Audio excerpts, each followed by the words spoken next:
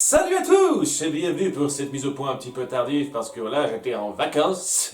Là, je reviens de vacances sans internet, c'était assez reposant.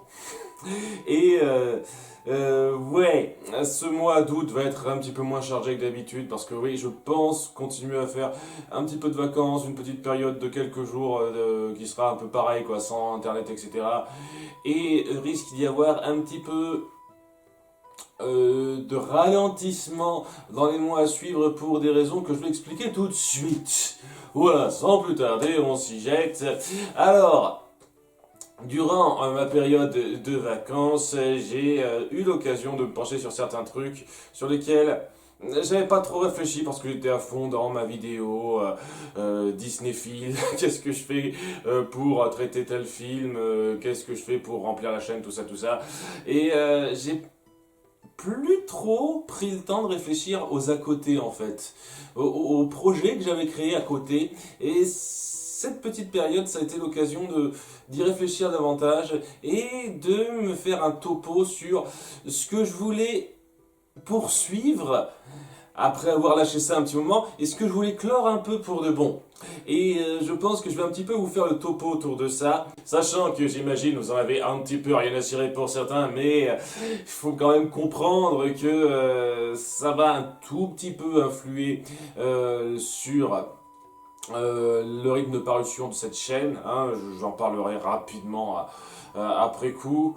Et voilà quoi, les deux projets en question sur lesquels je voudrais revenir, c'est d'une part ma chaîne de trad sur YouTube, hein, que j'ai lancé avant cette chaîne-là, qui a attiré pas mal de monde fut un temps, mais qui a fini par sombrer un petit peu, parce que j'ai perdu un petit peu la niaque autour de ça. Et je voulais quand même en faire de temps en temps régulièrement, mais plus ça allait, plus j'en faisais moins. Et honnêtement, je vous cache pas qu'on atteint un stade où j'ai plus envie de me faire chier à traduire ces vidéos. D'une part parce que j'y comprends très bien sans les traduire à un titre personnel. J'ai pas besoin de sous-titrage pour comprendre les vidéos en anglais que je traduis. Et surtout, parce que je sais pas, il y a un truc qui s'est perdu dans la communauté de fans du Nostalgia Critique. Déjà, la plupart des gens sont plus trop fans. Hein, je pense que le côté fan du Nostalgia Critique s'est un petit peu atténué avec tout ce qui s'est passé. Alors que bon, j'essaye un petit peu de détacher la personne, ce qu'elle aurait pu faire, ce qu'elle aurait soi-disant fait d'après certains commentaires que j'ai lus. Et la personne qui crée, quoi, le créatif derrière, parce que je trouve pas que ce dont on l'accuse est si extraordinairement grave que ça, en dépit de ce qu'énormément de youtubeurs essayent de faire passer. Mais bon, je vais pas m'étendre 17 ans là-dessus. Mais aussi euh, parce que je sens que il n'y a plus personne pour être vraiment fan du Nostalgia Critique, que ce soit donc en commentaire ou dans la communauté des traducteurs en soi. Dans la communauté des traducteurs, plus personne ne se charge de sous-titrer ces vidéos, à part Zenyuk. Zenyuk. Je vais revenir un petit peu sur Zenyuk parce que c'est un peu particulier. Mais voilà quoi, si vous voulez encore voir les vidéos sous-titrées, c'est lui qui s'en charge. Et bravo pour le boulot, surtout quand on sait ce qui se passe. Hein. Donc ouais, je tire mon chapeau pour ça quand même, de continuer après tout. Mais voilà, il n'y a que lui qui y travaille. Et le fait est que ça l'emmerde. Ça se sent clairement que ça l'emmerde à ses commentaires en fait, et que il respecte plus du tout le nostalgie critique. Et ça a créé une ambiance particulièrement dégueulasse au sein du forum pour moi, ce qui fait que j'ai plus du tout envie d'y aller quoi. Sur le fait que voilà, nostalgie critique maintenant c'est de la merde. De leur point de vue, si quelqu'un qui s'y connaît pas, il raconte n'importe quoi, on n'a aucun respect pour le gars. Ça se ressent dans deux vidéos sur trois maintenant qui sont postées sur le forum, quoi. Voilà, il dit n'importe quoi, il y comprend rien, c'est une sous-merde, un faquin, hein, tout ça. Ce genre de choses, je peux pas. J'arrive vraiment plus à entrer dans l'ambiance de ce forum-là. C'est pas mon truc. Vraiment, quoi. Je pense qu'un qu'un site qui se dit fan de nostalgie critique et qui part totalement dans cette ambiance-là, c'est pas génial. Et ça me décourage totalement de continuer quand je vois que les principaux concernés ont un petit peu ce point de vue-là. Zenyu, qui est le seul traducteur qui continue de bosser sur le gars en tête, qui n'hésite pas à cracher tout ce qu'il a craché sur lui à chaque occasion. Et au bout d'un moment, je me dis, mais pourquoi tu... Je veux dire, chapeau de continuer à faire ça pour le forum, pour donner du contenu, mais je veux dire, pourquoi tu t'infliges ça, mec, hein, si t'as une aussi piètre estime du gars maintenant, quoi. Mais voilà, c'est ça que ça renvoie, quoi. C'est une ambiance assez détestable qui me déplaît horriblement sur le forum, quoi. Et ouais, ça reste un forum à voir pour toutes les archives qu'il y a, pour tous les sous-titrages qui ont été faits, qui sont encore présents, quoi, parce qu'il y a vraiment énormément de choses à découvrir encore pour ceux qui ne connaissent pas. Mais voilà, il y a ça qui se fait et je suis vraiment plus dedans, quoi. Je suis plus dans le forum, et puis bon, je parle de nostalgie critique, mais tous les chroniqueurs d'à côté qui étaient dans la même veine, plus personne s'y intéresse. Personne veut faire du Linkara, personne veut faire du Fellows, personne veut faire du Lindsay Ellis, etc. Personne veut faire ces trucs-là.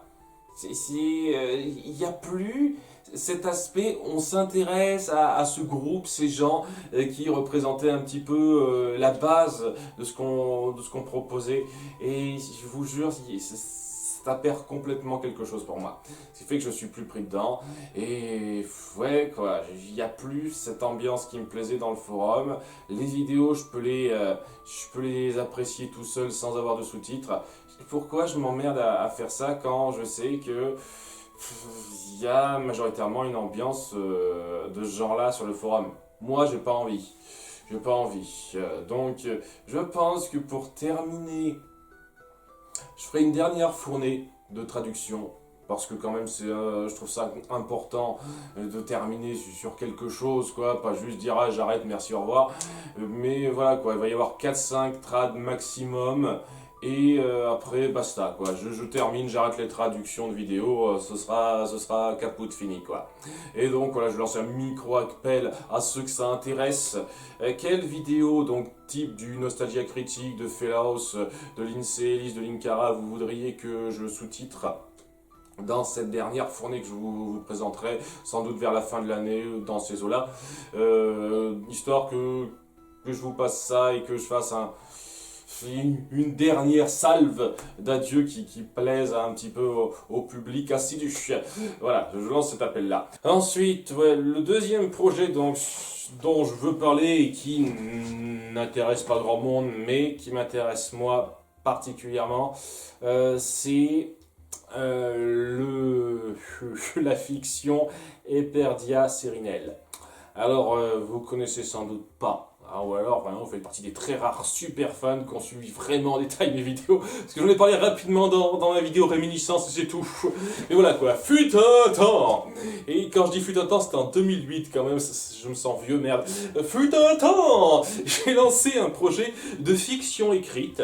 J'avais lancé tout un blog pour faire un chapitre par post, tout ça, pour raconter une histoire assez épique, très détaillée, d'univers très fantasy, où des gentils luttent contre des méchants, pour résumer de façon super grossière. Ce genre de choses, ça m'avait vraiment inspiré et accaparé pendant pas mal de temps. Et il y avait une espèce de lassitude qui a fini par se ressentir pour deux raisons. D'une part, c'était quand même du travail, quoi. Écrire un texte, présenter un petit peu littéralement comme ça, et j'avoue que écrire, ça devient un peu lassant à la longue, mais aussi parce que j'avais très peu de public. Voilà, tout simplement. J'avais une personne au bout d'un moment qui suivait un petit peu assidûment mes posts, et puis c'est tout, quoi. Et le fait est que je me suis toujours dit, il faudra que je devienne un de ces quatre, même si je suis plus dedans, parce que, voilà, c'est une vision importante que j'avais, et j'avais au moins envie de terminer la première saga. J'avais fait ça en 2 sagas. La première saga n'était pas terminée. Il manquait une petite douzaine d'épisodes. Cette saga-là, je l'ai mis sur pause pendant plus de 5 ans. Et lorsque j'ai pu me poser un petit peu Donc, dans mes vacances, je me suis relu ça et je me suis dit, punaise, j'étais vraiment pris dedans, quoi. J'adorais faire ça, tous ces personnages que j'ai pris la peine de créer, tout ça. J'avais envie d'aller jusqu'au bout et de raconter ça, même si personne voudra lire ça. Je vais mettre un lien en description, sait-on jamais s'il y a 2-3 personnes qui voudraient lire et peut-être commenter, peut-être que ça m'encouragerait plus, mais voilà, même s'il y a personne, ou même si c'est seulement 1 ou 2 personnes, vous savez quoi, j'ai envie d'aller jusqu'au bout de ce truc que j'ai lancé, que j'ai mis sur pause pendant bien trop longtemps. Et c'est pour ça que je vais pas m'arrêter avec les Disneyfiles, rassurez-vous, mais je vais prendre une petite portion de temps de travail que j'avais pour la consacrer à ça. Sortir au moins, allez, 2 épisodes par mois. Voilà, 2 chapitres écrits complètement par mois, de façon à pouvoir terminer ça pour la fin de l'année. Voilà, de façon à terminer au moins cette saga, la première saga, et peut-être entamer la deuxième si vraiment j'ai le courage. Là, il faudra voir comment ce sera la réception du truc, hein, parce que je suis pas sûr du tout pour cette partie-là. Voilà, j'ai vraiment envie de poursuivre ça, et c'est pour ça que ouais, il va y avoir une légère baisse de rythme dans la sortie de certaines vidéos qui me demandent du travail. Quand je dis légère, voilà, ce que je dis, il y aura un Total Splash de moins par mois, peut-être. Hein, c'est pas sûr, ça se trouve, si je sens que j'ai le temps, j'en ferai autant, je ferai un Total Splash tous les mercredis, et voilà quoi, 2 Disneyfiles par mois, tout le temps. Même quand il y aura 5 samedis par mois, j'en ferai seulement 2, plus, une fois de plus, le HS, donc 3 techniquement, hein, 2 Disneyfiles plus un HS par mois, de façon à avoir un tout petit peu plus de temps pour pouvoir me consacrer davantage à ça. Je risque aussi de sauter la vidéo top 15 perso ou tier list du mois par moment parce que ça ne m'aurait trop de temps et que j'aurais envie de plus me consacrer à ça. Voyez, ça va un tout petit peu ralentir le rythme. Et dans un sens, je me dis que c'est pas plus mal parce que voilà, il faut une fois de plus que je vous habitue au fait que vous aurez moins de vidéos. Parce que ça marche toujours pas, hein. Je gagne toujours pas ma vie et que je vais être un petit peu obligé dès 2021 à vraiment ralentir drastiquement le rythme. Et oui, c'est pas plus mal de commencer par échelle. Et sinon, j'essaierai aussi de terminer d'écrire le dernier chapitre des légendaires, la parodie sur les légendaires que j'ai lancé. Et ouais, il restait qu'un chapitre à écrire. Je sais pas, j'ai bloqué. Et quand j'essaye de m'y remettre, j'ai du mal à re-rentrer dans l'état d'esprit délire que j'avais lorsque j'écrivais ça. Donc ça risque d'être un peu difficile. Mais j'essaierai quand même de finir ça, voilà. Hein, ça devrait me prendre pas tant de temps que ça si vraiment j'ai l'inspiration. Mais il faut que j'ai l'inspiration, c'est ça le truc. Voilà quoi, je sais que ça va pas plaire à énormément de monde, mais d'une part, vu le succès assez mitigé, hein, pécuniairement, j'ai envie de dire, de ma chaîne, je pense que au bout d'un moment, s'acharner à garder le même rythme, ça n'arrangera rien.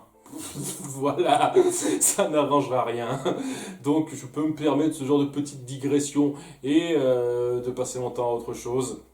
Et ouais, quoi, c'est moi, quoi. J'ai envie de faire des trucs qui m'inspirent et voilà, j'ai laissé ça en suspens trop longtemps. J'ai laissé ça en suspens trop longtemps pour terminer la chose, quoi. Il faut que je termine.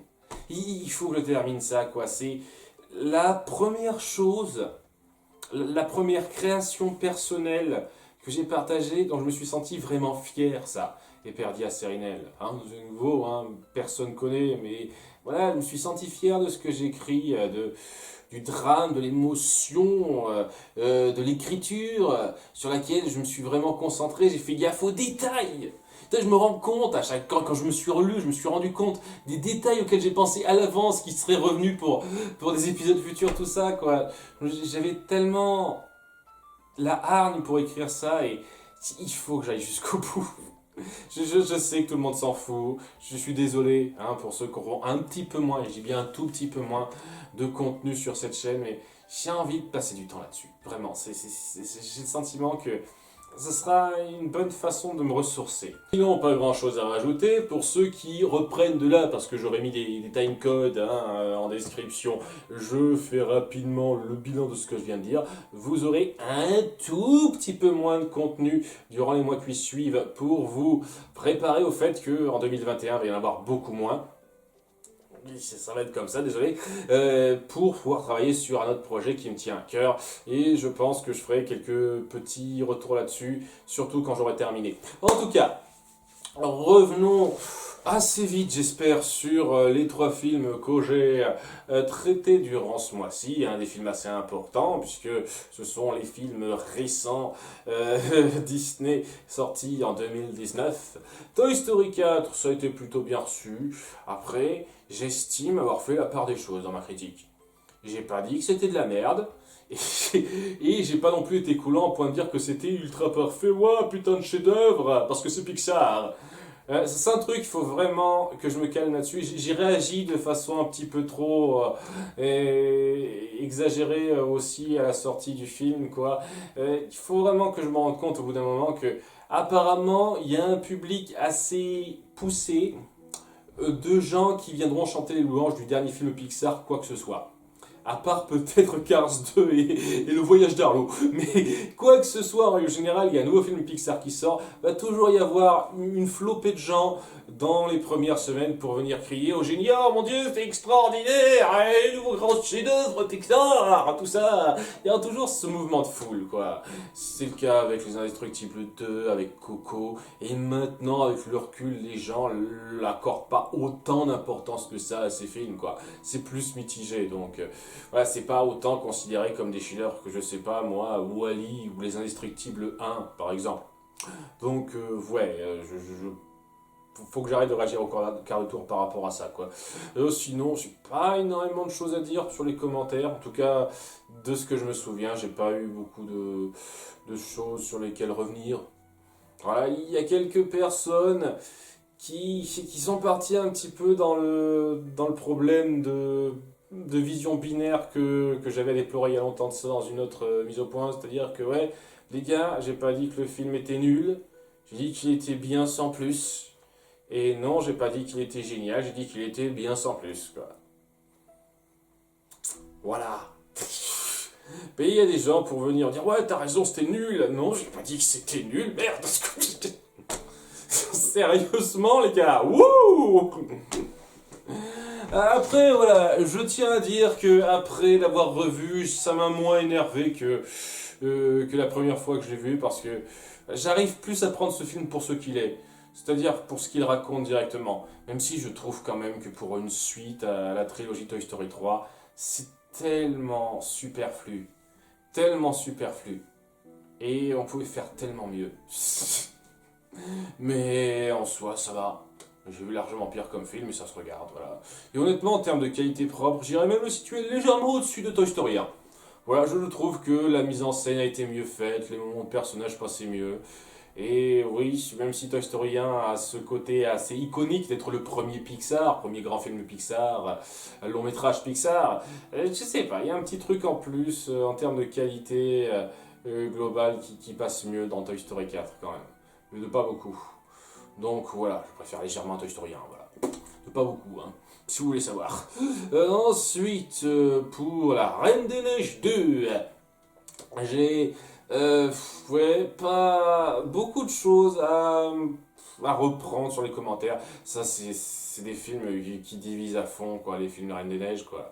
Les gens qui vont dire, ah, c'est nul, quoi, pourquoi ça a autant de succès, cette merde. Des gens, pas tant que ça, bizarrement, pour dire que c'est génial, il n'y a rien à redire. Et ouais, quoi, La Reine des Neiges, premier du nom, il y avait clairement des choses à redire. Celui-ci aussi, il y a des choses à redire, mais je trouve qu'on en fait un peu des caisses, quoi. C'est un truc qu'on a tendance enfin, que certaines personnes m'ont reproché, quoi. Là, tu te plains sur certains détails dans les films, tout ça, qu'est-ce que ça veut dire, est-ce que c'est grave ou pas? Regarde la note finale et décide par toi-même ce sur quoi je me suis plaint et ce sur quoi j'ai dit du bien. À ton avis, qu'est-ce qui est le plus important au vu de la note finale? que je donne, c'est ça. Et je pense qu'il faut retenir, quoi. Il y a des choses à redire, c'est sûr. Est-ce qu'elles sont si graves que ça? Non, pas pour moi. Voilà, hein, je trouve que la fin, elle s'en sort très bien, quoi. Je la trouve pas aussi frustrante que la fin de Réponse où tout d'un coup on nous met complètement sous le nez une fin qui pouvait être sublime pour nous la retirer après en mode gros connard sadique. C'est comme ça que je le ressens. Je suis désolé, apparemment je suis la seule personne au monde à ressentir ça, mais voilà, c'est comme ça que je le ressens. Là non, quoi, je trouve que ça va, et oui, le ta gueule c'est magique. Il me gêne là-dedans dans la résolution de fin sur comment marche cette façon de si tu plonges trop dans le passé, prends garde de ne pas te noyer, tout ça, ça fait très grossier la façon dont c'est interprété, mais je trouve pas que ce soit affligeant et que ça plombe tout ce que fait passer le reste, hein. Voilà. Pour moi, c'est un film solide. Alors que le premier, La Reine des Neiges, n'était pas si solide que ça en termes de scénario, il y a eu des choses à redire, hein. Mais je trouve qu'en termes d'émotion et de thème, c'était quand même super bon, quoi. Et les chansons étaient géniales. Les chansons sont moins géniales. Les thèmes sont pas aussi forts que le premier film pour moi. Et les personnages se valent. Personnellement, les moments de personnages se valent sans être tout à fait aussi puissants, c'est vrai. Mais c'est plus solide. Il y a moins de choses à redire en termes de scénario en ce qui me concerne. Voilà. Donc, ouais, j'ai pas grand chose à dire. J'ai pas eu énormément de commentaires sur lesquels revenir là-dessus, hein. Voilà, on n'est pas d'accord, on est d'accord. Qu'est-ce que vous voulez que je vous dise? Cette fin ne m'a pas gêné. Si elle vous a gêné, je sais pas, hein, c'est une façon de voir les choses différentes. Personnellement, qu'est-ce que ça aurait changé que Elsa n'intervienne pas à la fin? Ça aurait juste changé du dégât matériel, c'est tout.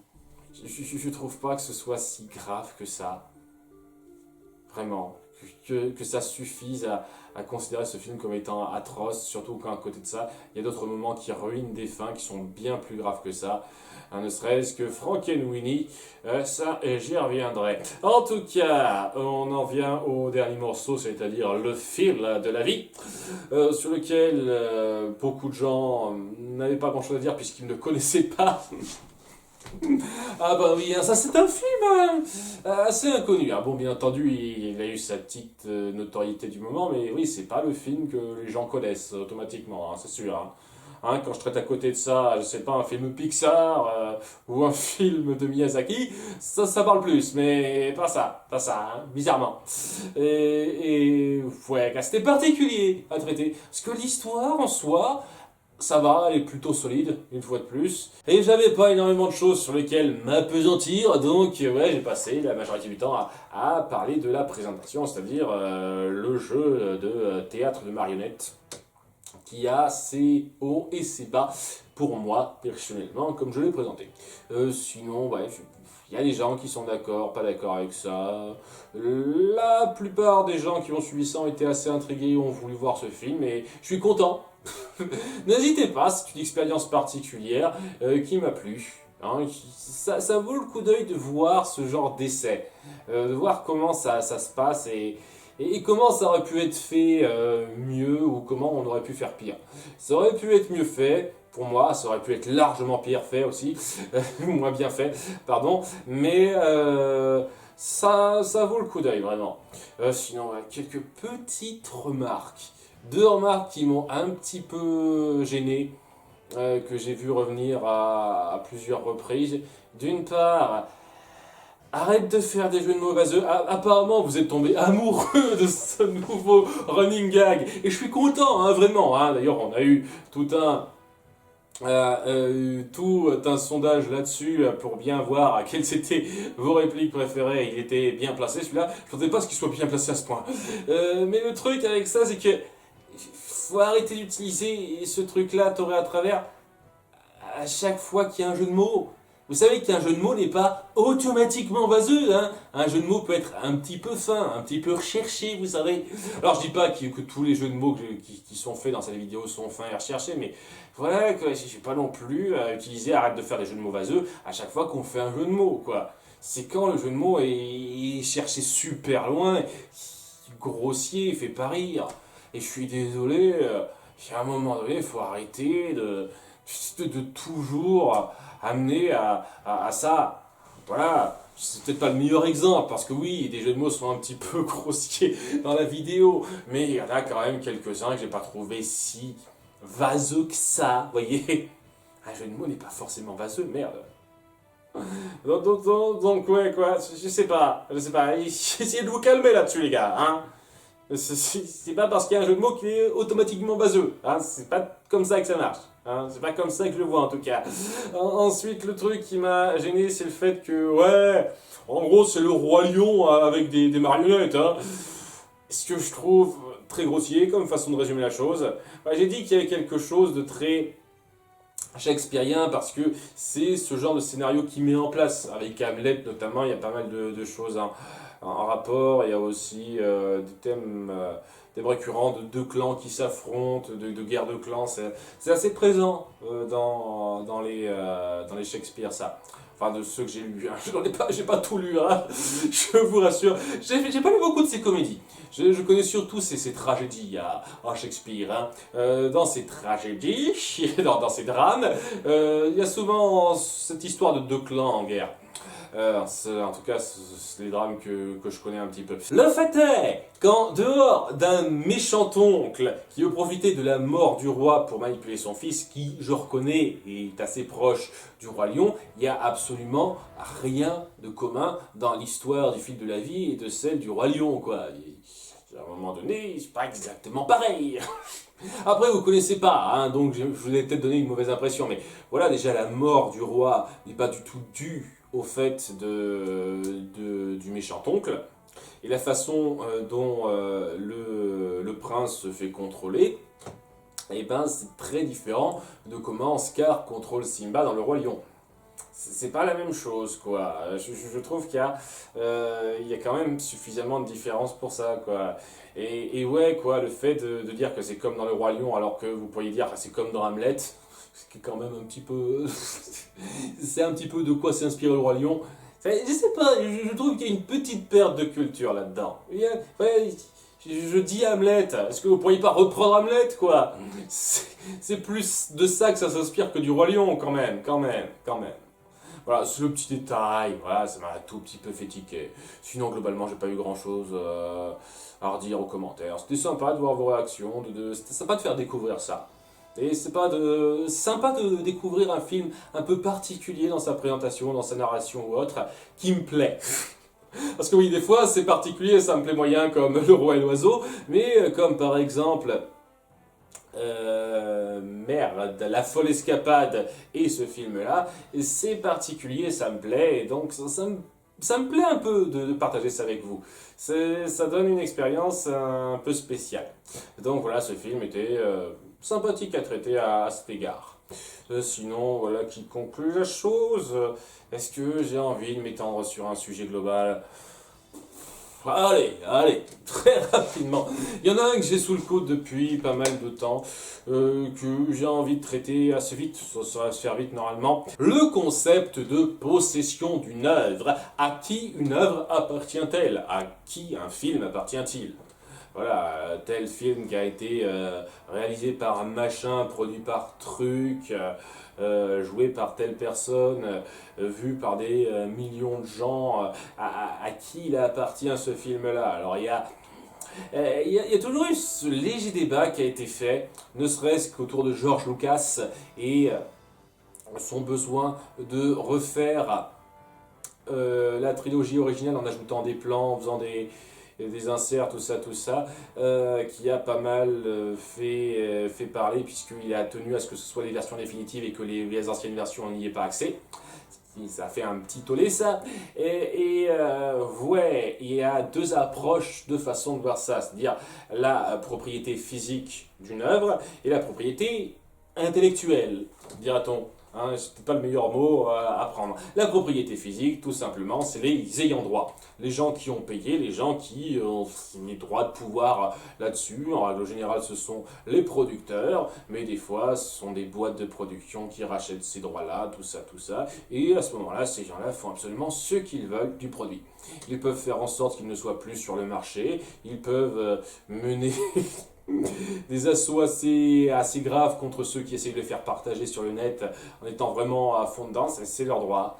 Ils ont totalement le droit de faire ça. Ils peuvent changer ces trucs-là, virer certaines scènes, en rajouter d'autres si ça leur chante. Techniquement, ce sont eux qui ont les droits, ce sont eux qui ont le pouvoir décisionnaire de faire ça et légal de faire ce genre de choses. Donc voilà, en termes de propriété physique type, voilà, c'est les ayants droit, hein, ceux qui ont payé pour les avoir. Donc à ce niveau-là, ça donne le plein pouvoir à George Lucas de faire ce qu'il veut par rapport à sa trilogie originale. Voilà, et d'un point de vue purement légal, il est parfaitement en droit de faire ce qu'il fait.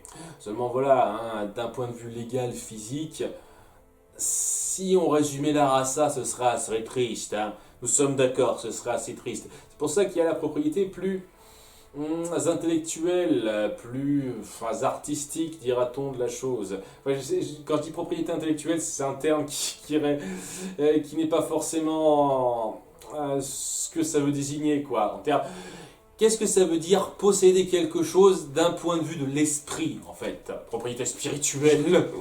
C'est un peu ce que je veux dire. À qui appartient une œuvre, à son interprétation, comment elle devrait être vue, cette œuvre-là. Et je vais le dire, ça appartient à tout le monde. Chacun a sa vision des choses et chacun peut interpréter, voire traiter un film comme il le souhaite.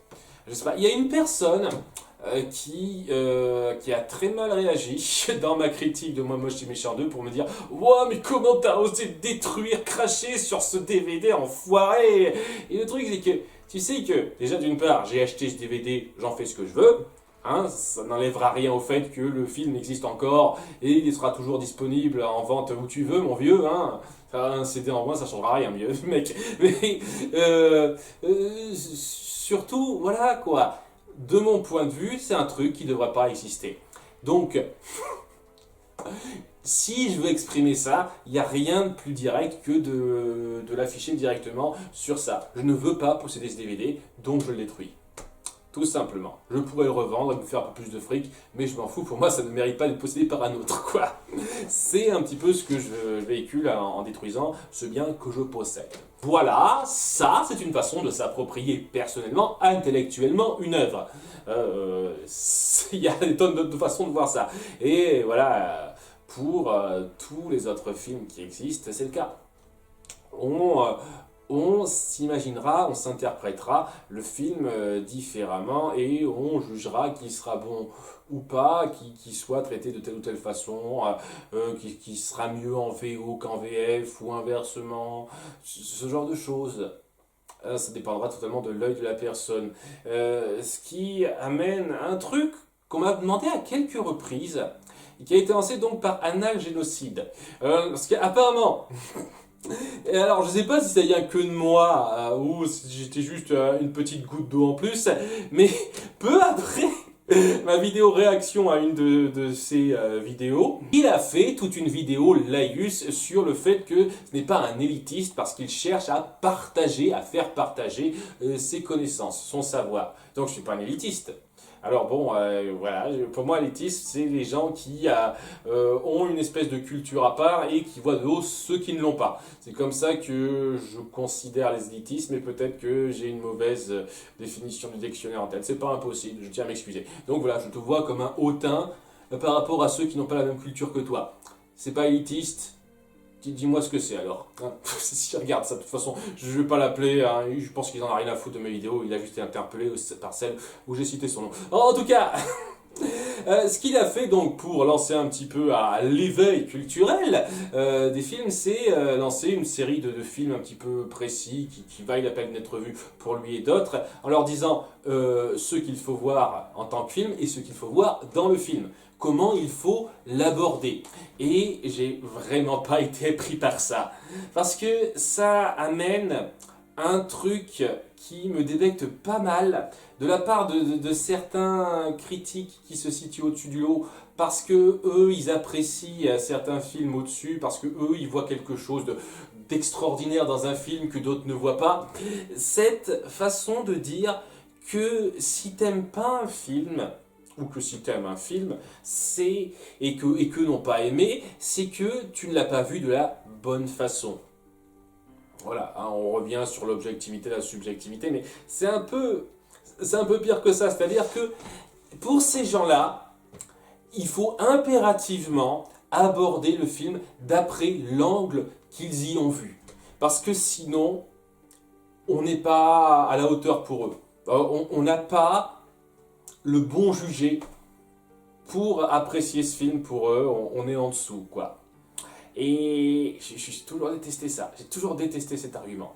C'est comme l'argument, il faut que tu le revoies avec un autre état d'esprit, le film, si tu l'as pas aimé, peut-être que tu l'aimeras sans doute plus, comme ça, quoi. On m'a fait ça pour Pirates des Caraïbes 3, hein, et désolé Oncle Bug, parce que c'est toi qui as fait ces commentaires-là, mais j'aime pas cet argument, mec. Je déteste cet argument. Tu crois sincèrement que les 2 fois que j'ai regardé Pirates des Caraïbes 3, parce que oui, je me suis vu 2 fois, la deuxième fois en filigrane, je vous cache pas, mais les 2 fois où j'ai regardé, j'avais envie que ça me fasse chier, que je regarde un film parce que j'ai envie de pas aimer. Non, je regarde un film avec certaines attentes et selon ce qu'il montre, selon comment il se présente, ces attentes, elles peuvent varier. Et quand ces attentes qui sont modelées par ce que me montre le film n'ont pas de réponse satisfaisante, ce film, je le considère comme personnellement raté. C'est pour ça que je n'aime pas Pirates des Caraïbes 3. Donc, ce genre de choses, ça m'irrite particulièrement, et c'est pour ça que j'ai pas suivi son marathon, hein, parce que voilà, on m'a pas posé la question à quelques reprises, est-ce que tu vas suivre ça? Et j'ai dit non, pas le temps, non, en fait non, j'ai pas envie de suivre ça parce que je déteste cette approche-là, quoi. Vous devez voir ça dans ce film, c'est comme ça que vous l'apprécierez. Et ben tu sais quoi, si je suis obligé de suivre tes directives avant de commencer à voir le film, et que si je les suivais pas, ça irait pas, et ben c'est que ce film a un problème. Il n'arrive pas à être ouvert à tous. C'est que ce film est élitiste. Et que j'emmerde les élitistes. Voilà, c'est clair. Donc non. Non, non, non, c'est ça qui m'a pas donné envie du tout de suivre ce truc. Et ça montre qu'il y a certaines personnes qui ont toujours ce point de vue du ouais, il y a une façon de voir un film. Et si on n'a pas cette façon-là, c'est qu'on comprend pas. Ben, ces gens-là, je les encule. Il n'y a pas qu'une façon de voir un film. Un film, une œuvre culturelle au sens large, ça s'interprète. Ça se regarde par quelqu'un et ce quelqu'un, il doit avoir ses yeux à lui, utiliser ses critères et se dire est-ce que ça lui plaît avec ces critères-là et est-ce que ça lui plaît pas avec ces critères-là. Et ça dépendra totalement des gens, ça dépendra totalement des points de vue et il n'y a pas de bon ou mauvais point de vue. Il y a des fois des gens qui comprendront mal, qui auront de mauvais arguments, ça arrive. Bien entendu, ça arrive, et à ce moment-là, désolé, t'as pas bien suivi un truc, mais il y a de nombreux cas où c'est juste parce que la personne attend et que le film n'a pas su les brosser dans le bon sens pour qu'ils soient pris dans ce qu'il leur propose. Tout simplement, et c'est une faute du film, pas du spectateur, qui n'est clairement pas fait pour ce film-là, à ce moment-là. Hein, ou alors oui, c'est juste que ce sont 2 entités qui ne sont pas faites pour aller ensemble, quoi. Le spectateur n'était clairement pas prévu par le réalisateur de ce film. Hein, donc voilà, c'est pas un film prévu pour tout le monde, c'est un film prévu pour un public spécifique, un film élitiste là aussi. Ouais, à ce moment-là, voilà, c'est à part, mais voilà, il y a 10 000 façons d'interpréter un film. Il y aura toujours votre façon à vous qui différera de la façon du voisin d'interpréter une œuvre quelconque. Et c'est la raison pour laquelle, même s'il est totalement en droit légalement de faire ce qu'il a fait, George Lucas, avec sa trilogie originale, quoi, la nouvelle version, Papy a raison, tout ça, et ben non. Pour moi, d'un point de vue éthique, il a totalement tort. Parce qu'il devrait laisser aux gens la possibilité de voir la version qui leur plaît le plus. De voir l'interprétation qui leur a le plus touché. Et si pour la majorité des gens c'est la version originale sans les rajouts pour améliorer l'œuvre de sa part, eh ben il devrait les laisser aux gens, laisser ça à disposition des gens. Et c'est pas ce qu'il a fait. Il a voulu tout mettre en œuvre pour que ce soit pas disponible. Et c'est légalement totalement dans son droit, mais éthiquement, c'est vraiment discutable.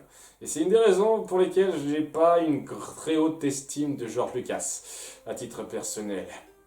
Voilà, hein, après je sais pas trop pour le reste, hein, j'ai pas non plus suivi en détail ce qu'il a fait, si ça se trouve il a fait des super trucs, si ça se trouve c'est un mec génial dans différents coins, mais par rapport à ce qu'il a fait en termes de cinéma et certaines décisions qu'il a prises pour ne pas permettre à certains d'avoir la version qu'ils voulaient qui était déjà disponible avant, c'est un coup de pute que, que je cautionne moyennement à titre moral. Donc voilà, il y a une propriété intellectuelle personnelle de chaque œuvre culturelle. Voilà, la propriété physique, ça, c'est clair, c'est carré pour qui possède quoi, mais qui possède quelque chose d'un point de vue intellectuel, d'un point de vue de l'esprit, ben voilà, c'est totalement ouvert à qui aime ci, qui aime ça, qui verra telle chose dans telle œuvre et qui verra telle autre chose dans telle autre œuvre. Ça dépendra totalement de la personne et chacun est en droit de s'affirmer une vision d'une œuvre sans qu'il y ait une espèce de contingent, de version vérité absolue pour venir leur dire c'est comme ça qu'il faut voir l'œuvre, sinon vous êtes pas bien. Vous êtes dans le tort. Et non, c'est pas comme ça que je vois les choses, personnellement. Bien, voilà, c'était un sujet que j'avais en tête, que j'ai gardé un petit peu au frais comme ça. Je sens que cette vidéo est super longue. Je voulais vraiment pas faire un truc long, merde. En tout cas, merci d'avoir suivi. Bon mois d'août, j'espère qu'il va pas faire trop chaud, mais là je vous cache pas que